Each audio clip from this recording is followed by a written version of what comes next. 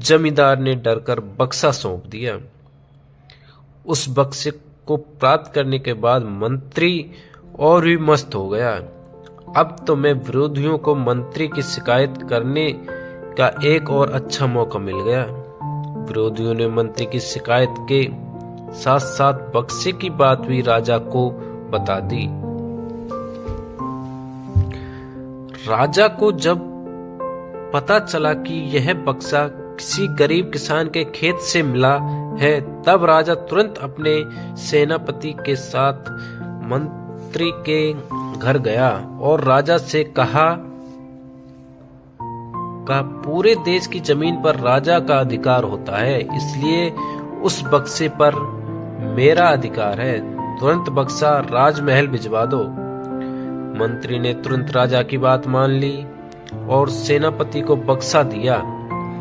उस राजा ने बक्से से सबसे पहले खजाने के धन को बढ़ाया और सुख सुविधाएं बढ़ाई।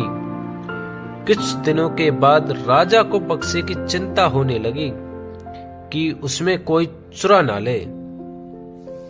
राजा उस बक्से को हमेशा अपने साथ रखने लगा।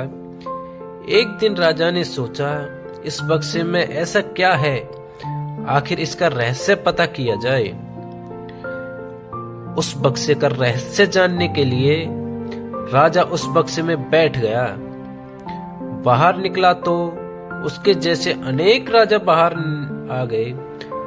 लोग नहीं पहचान पा रहे थे कि असली राजा कौन है। तभी राजा राज्य करने के लिए आपस में लड़ने लगे। यह बात किसान को पता चली तो वह बहुत दुखी हुआ।